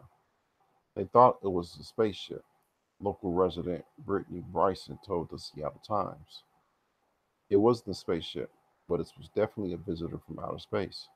From analysis of radar signals, Mark Fries, NASA cosmic dust curator, concluded it was a meteorite about the size of a golf cart that broke apart and splashed down into the ocean about 16 miles off the coast. Approximately 2 tons of fragments are likely scattered over a half mile of seafloor. This is the this is easily the biggest record recorded meteor fall in the United States in 21 years, Fry said. Some of the debris that survived the plunge may be as large as a brick, and scientists want to retrieve as much as they can for further study. Luckily, a nearby research ship is in the middle of a survey mission, and they have some high tech tools to aid in the scavenger hunt. The Nautilus is the flagship of the Ocean Exploration Trust, or OET, a nonprofit group founded by explorer Robert Ballard. Joined by scientists from the University of Washington, the Olympic Coast National Marine Sanctuary, and NASA, the Nautilus will use remote operated submarines to survey the area and collect any fragments they find. The debris field is situated near an underwater canyon about 400 feet deep. The area is relatively flat, making the dark black meteorites easier to spot while resting on the lighter sea floor. The OET, which previously discovered the wreckage of the Titanic, agreed to donate a day of their technical expertise to the endeavor. It's a great opportunity for us because it's such an interesting, pure exploration type mission, said Nicole Renault, Vice President of Exploration Science. Any meteorites discovered will be added to the research collection at the Smithsonian Institute in Washington, D.C. The Nautilus also includes a high speed satellite connection, wow, which is used to transmit video and other sensor data in real time to the Mission Control Center at the University of Rhode Island. A live stream video of the expedition will be available at nautiluslive.org if you want to follow the search. The remote submarine dive is scheduled to occur between 9 a.m. and 4 p.m. Pacific time on July 2nd. I went to the website, but at the time I went, they were getting a submarine, I guess prepping it to go underwater. I but I didn't see anything other than that. I didn't see them plunge it into the water to get everything.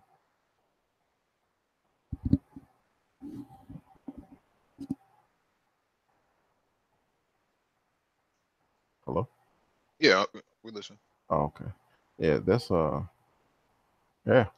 Kind of. I don't really have anything other to say about it. Anybody else? What I'm finding interesting is that they have these small space exploration startups, like the one mentioned in the article that are actually doing the research. I think I talked about this on Saturday that this is something that we can actually get into, and we can actually get a piece of some of this market. By I remember Saturday you mentioned get a couple of the telescopes like a band in school and uh, get enough of those. Next thing you know, you got your own setup going on. Yeah, that big telescope that you like, this celestial telescope.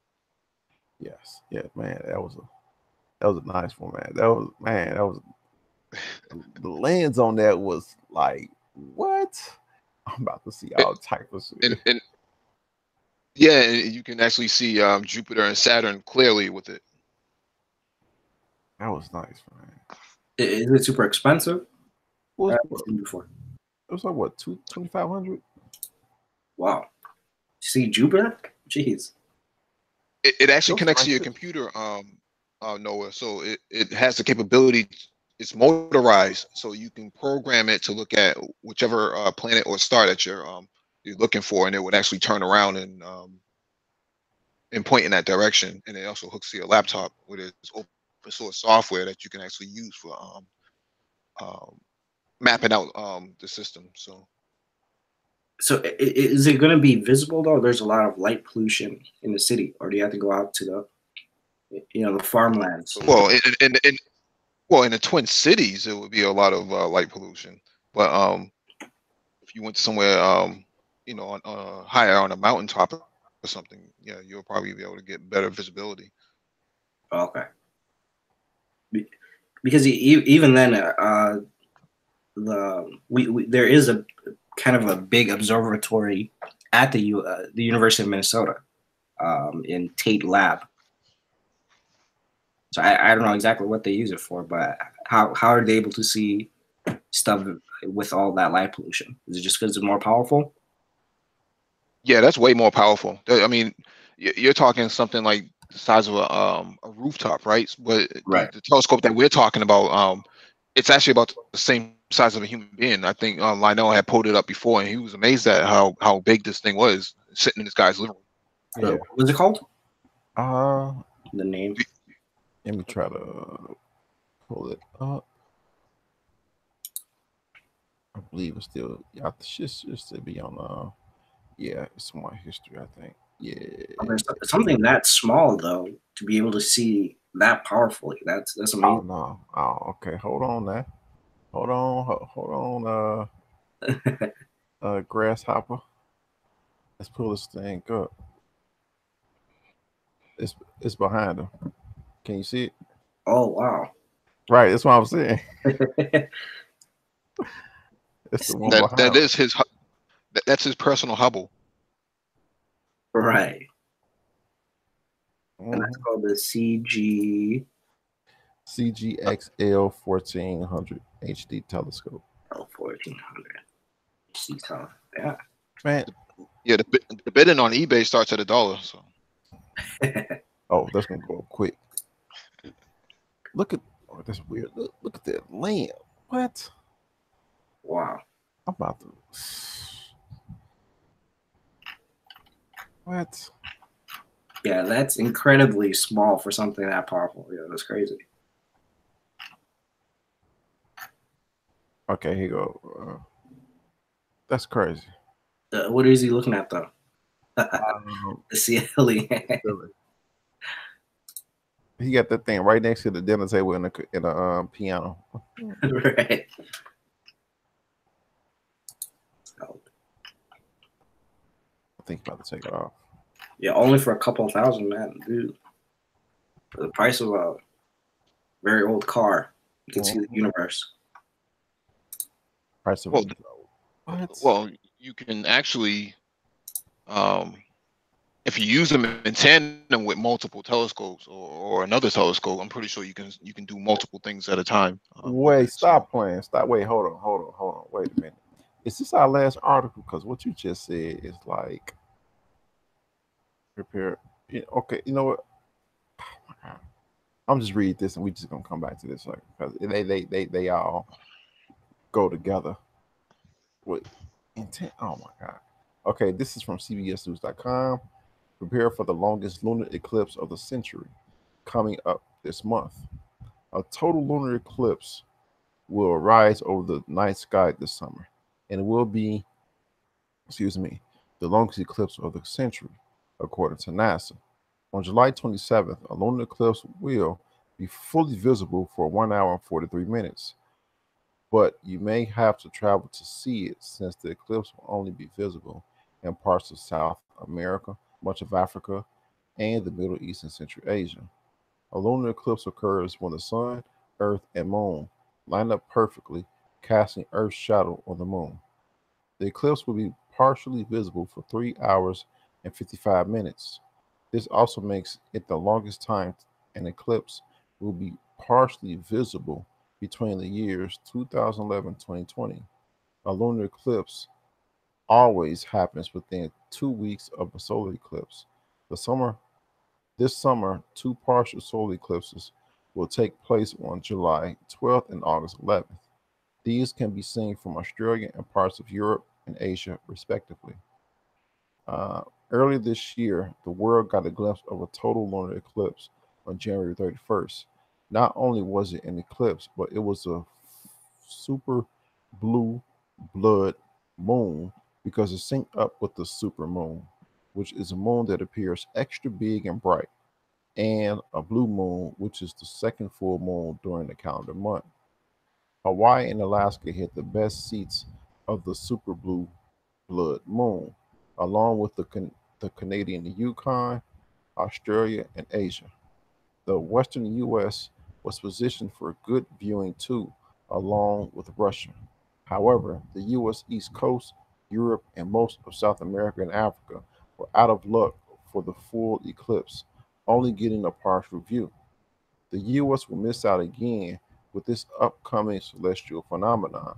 So, if you want to experience the longest lunar eclipse of the century, you will have to travel to one of the other five continents it will be visible from.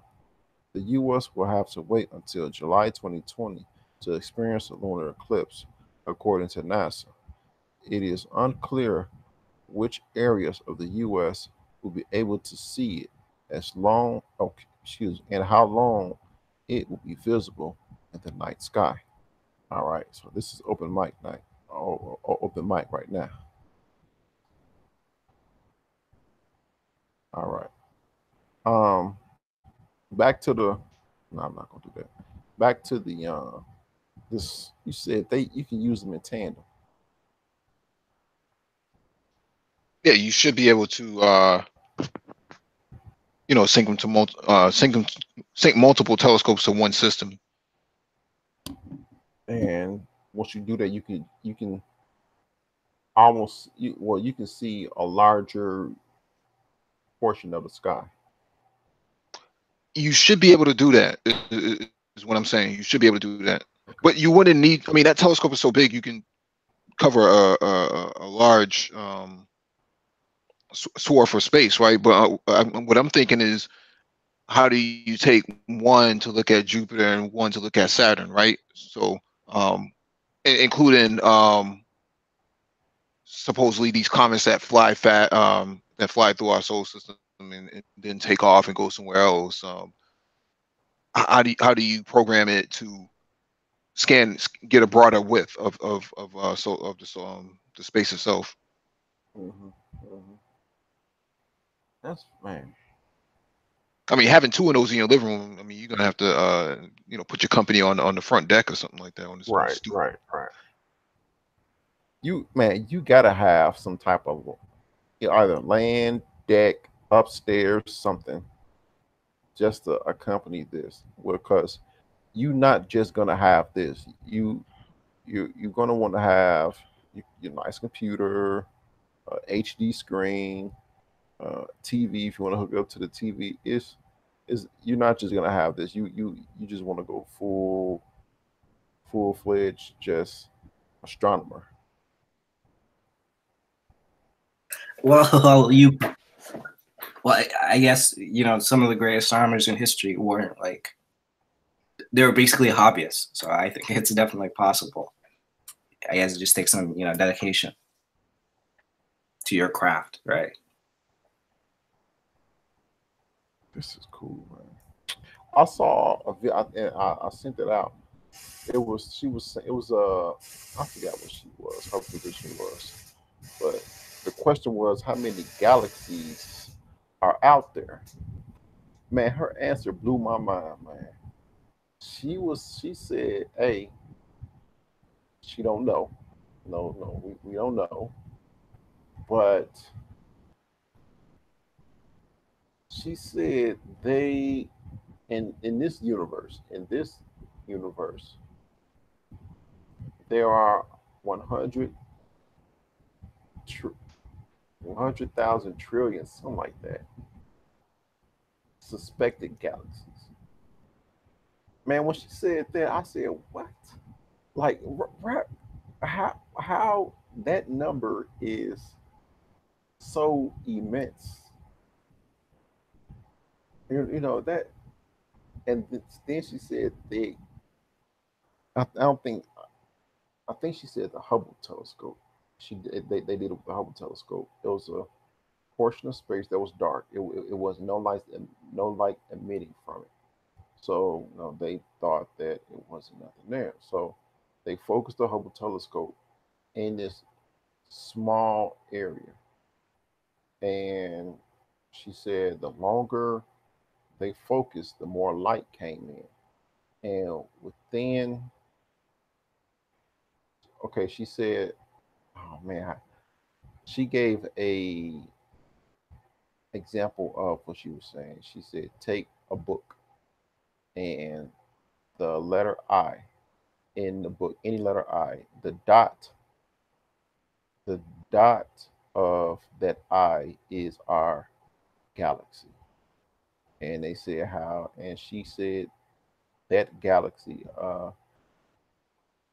is, and our universe is the size of the Earth, roughly. So, like, wrap your mind around that.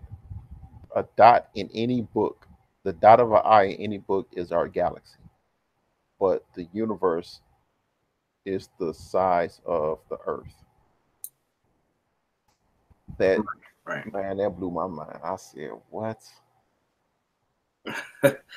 Man, it's huge. Yeah, I put the link to JW Astronomy's channel in the group chat. In that particular video, you can look at how he's configuring his telescope to look at multiple planets and moons.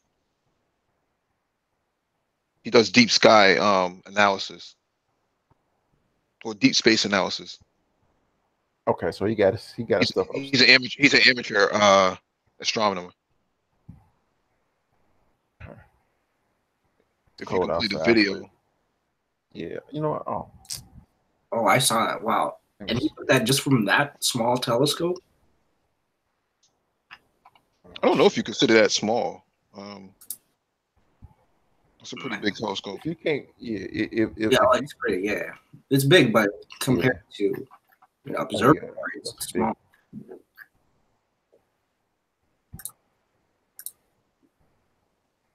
I mean, that in itself looks like a cannon. Mhm. Right. If you can't pick it up yourself, it ain't small.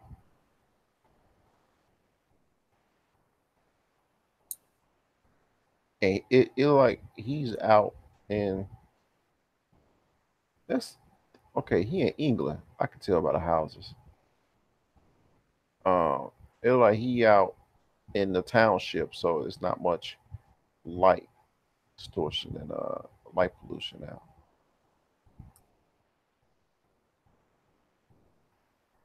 So he just keeps that outside and well wrapped up and covered up. I'm assuming. Yeah, I think so. Or maybe he just brings it out, when it's not raining or something. No, it looks like he disassembles it and brings it back in.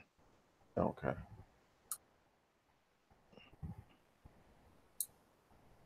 That's nice. Whoa. So okay. So what is he doing? He's attaching a DSLR camera Well, like why? Like, to capture the images, to record the images. That's crazy, man. I'm getting excited. Am I the only one getting excited? Well, that's what I was telling you before, that I had a coworker who has a DSLR camera that can see the moon, see all the crevices in the moon just from the camera itself, not even a telescope. Does he own the super expensive DSLRs? The Canon Rebel is what he had. He had like a T2 or T1 Rebel. At the time he had one. Does he use the big scopes? No, it was just the regular lens. Wow. Man, the cameras are getting very advanced. Yeah, if you look at this guy's setup, that camera is probably about maybe $600-700. That telescope is probably about maybe $5 to $7 grand at best, and that with the tripod and the motorized stand that goes with it. But he's invested into it from what it looks like. Having it set up like that, I mean, that's just like Dedication on another level. Yeah, it's a lot of. Right. You ain't trying to get to that level, Mike? I am once I get my crib together. Once I get my crib together, I'll be able to do that. But I plan on taking a telescope like that to somewhere like Africa. Now that Turkey has somewhat stabilized Somalia, that'd be a better place for me to go. Right. But I'm guessing, the Hubble telescope is basically pointed in one direction, right? For however long. It moves in multiple directions. Okay, but does it get a 360 around the entire Earth? You know what I mean? Did anti-gravity drop, or what happened to him? Oh, you still there? I hear. Can you hear me? I can hear you. Mike, can you hear me? Mike, hello? Mike, you there? Can you hear me? Yeah, I can hear you. Yeah, I'm here. Yeah. Oh. Wait, Mike can't hear me? Can you hear me, Mike? You borged out. You borged out at the last portion of your sentence. Oh, okay. Basically, I was saying, does the Hubble telescope do a 360 around the Earth? Like observe the sky, all the way around the Earth. You know what I mean? So the Hubble is about 2,000 miles above the Earth itself, but it's actually rotating multiple times to take different angles of I guess allegedly these other galaxies that they seem to be looking for. Because I was thinking, like, if there was more, I guess, amateur astronomers, or even more, observatories placed around the world, maybe they can, share more of that data, so we can get like a fuller picture of, the universe from multiple angles. You know what I mean? Yeah, that's exactly what it does. Oh, that's what the Hubble does. It's old, and it's from my understanding, it's been beat up pretty good with cosmic dust and different rocks hitting it. I see. But the new replacement is on another level. Man, I'd imagine. Are you sharing your screen, Mano? Yeah. Can y'all see? Yeah, it was the video that you sent us. Yeah. I can't see anything. Oh, I think I'm sharing. I should be sharing. I can see it. I can see it.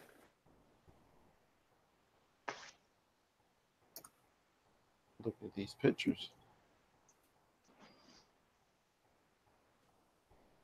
the Orion Nebula.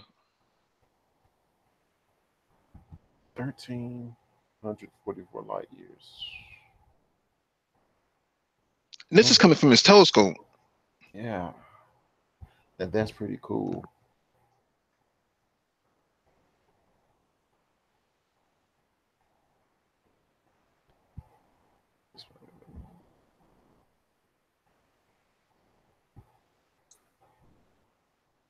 Man, our galaxy is pretty massive. So I 20. can only imagine how much bigger some of these other galaxies are. Yeah, you got to subscribe to his channel. It's on another level, man. Man, Okay. I watched the Moon, Jupiter, and Saturn live live stream he did. That was mind blowing. That's what kind of pushed me to go look for another telescope. He said, "You ain't got what I got. I'm gonna show you something." Okay, so we in a Milky Way galaxy, right. which you know,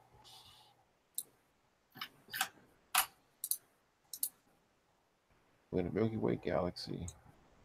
I will zoom in. I don't want to do this. 26 is the best. Oh, okay. Oh, yeah, I guess. Have you guys seen the star comparison? I think that might have been the video where they compare I think our star to some of the other bigger stars in the universe, and it's mind-boggling. Lionel did that Saturday. Oh, you did? Okay. Mm-hmm. Oh, it's crazy. It's crazy. All Star like is a piece of sand compared to some of these other ones. Okay, you talking too much. Try harder.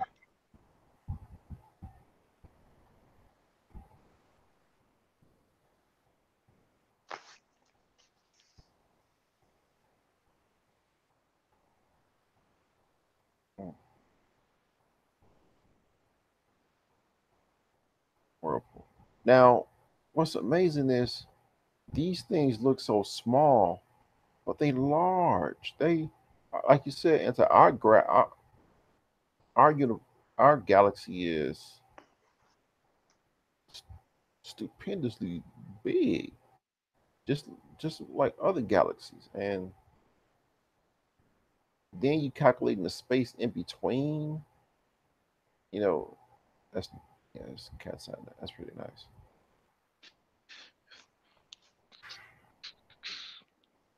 Yeah, the space in between, just to get to these other galaxies.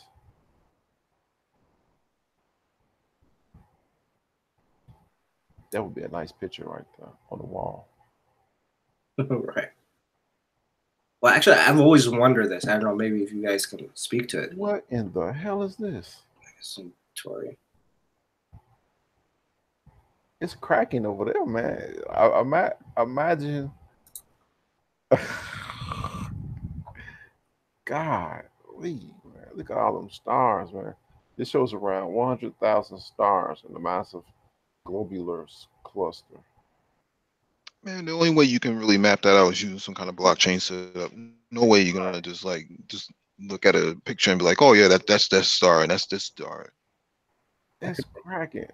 You can't tell me ain't no life over there, man. As a gas cluster. Yeah. Two galaxies preparing to merge. Oh man.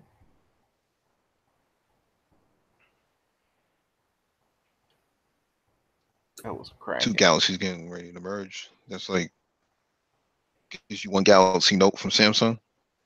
Oh, it's terrible. Terrible. Yeah, I have a Galaxy, man. Come on. Can't be 8 out. But yeah, the Note. Yeah, I have the Note 8. This image alone contains 5,000 galaxies. And each galaxy can contain hundreds of thousands of planets. Millions, probably. Yeah, millions. Yeah. Umpteen suns, black holes. Oh my god. Yeah, actually, that's my question. Yeah, you guys know how basically all space travel, um, like shows, movies, books, whenever they're traveling through space, it seems that they very rarely, encounter black holes. But I figure, like in real life, black holes are basically everywhere. So, how to do space travel while avoiding black holes in the future? You guys have any thoughts on that? I have no idea.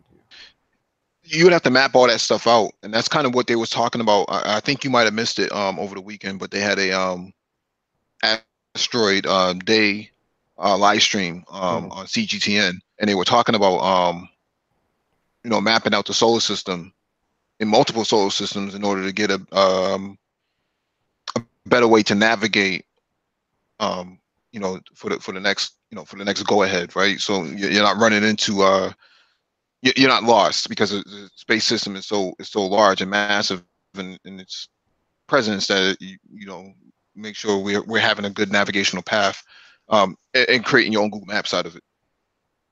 Easy to get lost. Right. Very.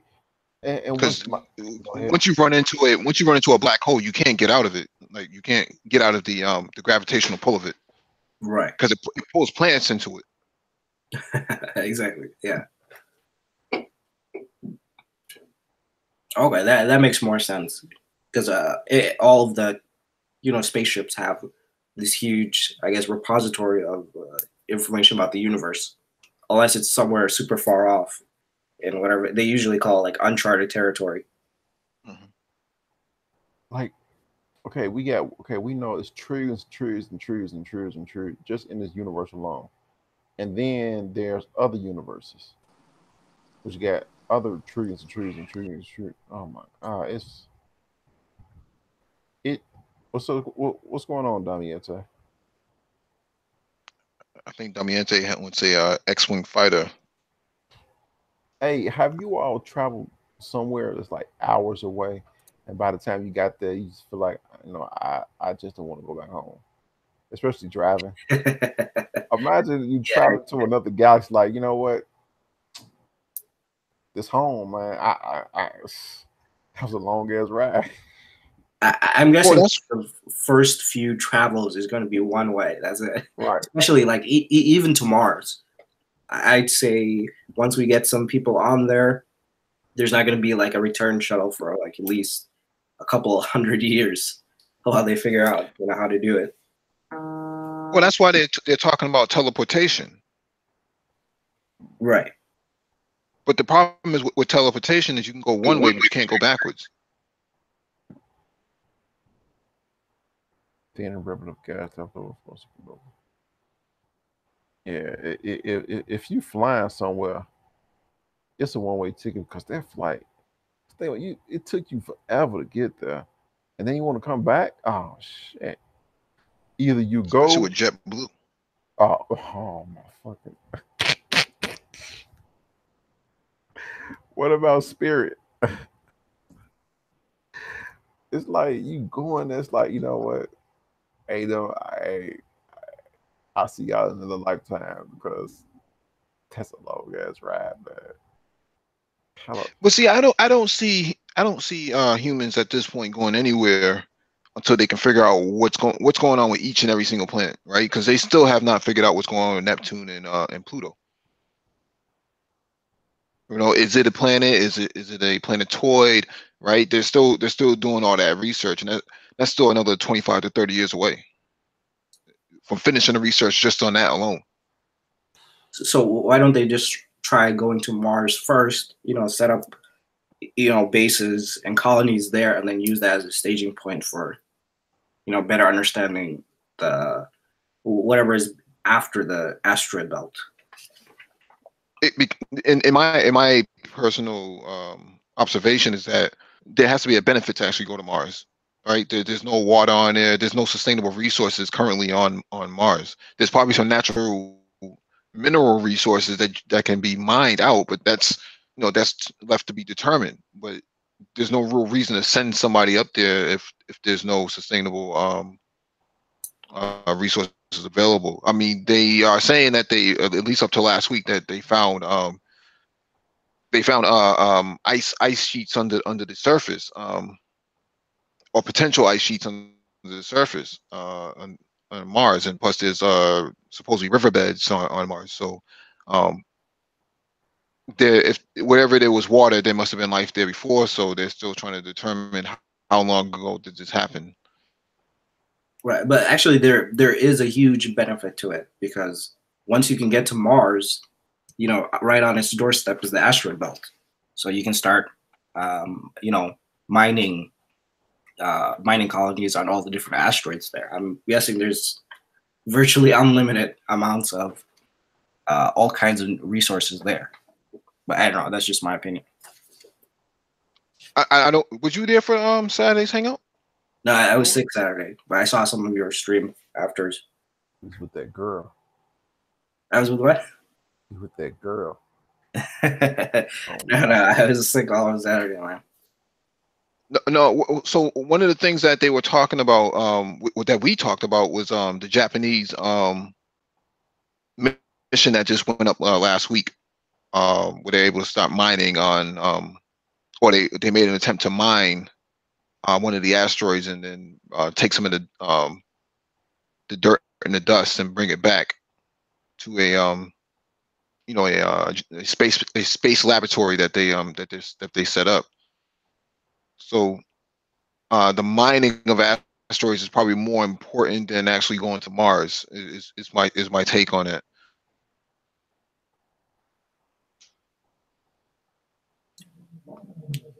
Oh, so do you believe it's just easier to skip, you know, for example, a base on the moon, a base on Mars, and then go directly to start mining the asteroid field? Well, not to mine it, yes, but to actually use the asteroids to as a vehicle to get to the next location would be more feasible than to actually put somebody on Mars, as well as putting sensors on there. Like I spoke with Lionel with over the weekend, using IoT, right, Internet of Things, to actually communicate back to some of these satellites that this asteroid is flying at this speed, where it's going, the trajectory, and all types of data analysis and data science could be made right out of just one asteroid itself.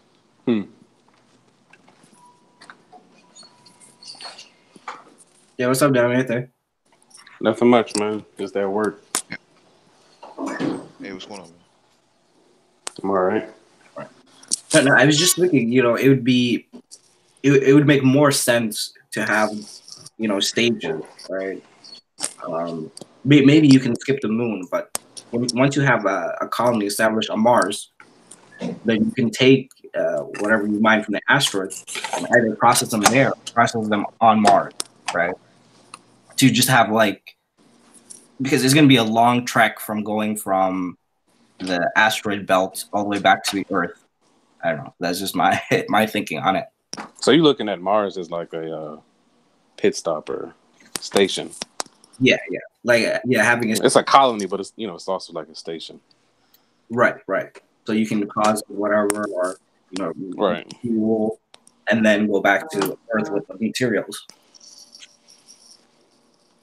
I can see that happening, because that would, I don't know. I mean, I don't know how the like construction would go, but that would make more sense than trying to go from, I guess, from Earth to Mars and then out to the belt, and then try to build like a you know, off it expands, like try to build a Ganymede out in the middle on a giant asteroid or something, you know. So it's interesting to ponder that. How would you actually do that? What would make the most sense and would be the most efficient? But I got a question. Which asteroid you're referring to? Well, whatever giant asteroid would be big enough, I guess, to have a large human population on it.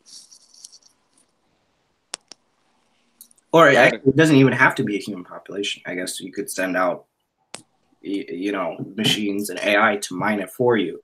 Mm-hmm. Right. Because I'm gonna guess the asteroid belt is a pretty dangerous place. Yeah, but yeah, we learned that in Star Wars. Okay. But I had a question for Mike. You said that teleportation is a one-way thing. Yeah, it only goes one way so far. So you can transport somebody there, but you can't transport them back. Oh. So what about hyperspeed? Would that technology ever come into play? Is it even possible? Because I'm thinking about You mean like Spaceballs, ludicrous speed? Yeah, light speed, like make the jump to hyperspace. Like, was that ever be possible to develop some kind of engine that could even produce that amount of energy to travel that fast? I mean, what we have right now in space is, from at least from a satellite perspective, it's already pretty fast, right? And Yeah. that's the bleeding edge of what they can possibly do. I can't possibly see anybody going faster than that and being able to sustain it human wise. Mm-hmm. Wait, are you talking about like when they say like punch into space and then they go somewhere else, or are you talking about? Well, when the spaceship travels light speed through space, warp speed, maybe that'd be better. What's a light year considered to be? 75 years or something like that? A year, one for every 75 years. however many years it takes, I guess. Light to reach. I forget the certain. I forget. Go ahead. Yeah, I mean that's something that I was just going to say that Lionel could probably pull that up on his screen. I think it's like 1 to 75 years. What a light year is considered. Yeah. Let me see. So like 1 year is so many Earth years or something. A light year? Like Mike just said, like 1 light year could be like 75 Earth years. So it would take 1 light year would take light 75 years or however many years to get from one point to another point. Oh, okay, I see.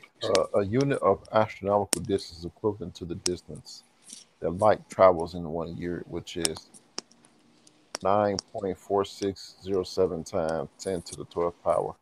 So 9.5 trillion kilometers. Yeah, 6 trillion miles. Wow. That is a long. Yeah, that's a one-way trip, buddy. Wait, isn't the moon is a light second, but then I think the sun is like 8 light minutes. Yeah, I think it takes 13 minutes for the sun to push light to the Earth, or to receive light from the sun to the Earth. But how far away is the sun from the Earth? Or the Earth from the sun? That's maybe like 8 billion miles. Wow. I took pictures of it at the exhibit this weekend. Let me see if I can pull it up. So it's 8 million miles away, but the light takes 13 minutes to get here. Wow. It's 92.96 million miles away. Wow. So it would take like 13 minutes to get there from here. So we're looking at the sun 13 minutes ago. Right. Yeah, that's crazy. So yeah, I mean, you man late. So if the sun explodes, we wouldn't know for 13 minutes. 13 minutes. No time to prepare. Right. You better get a telescope.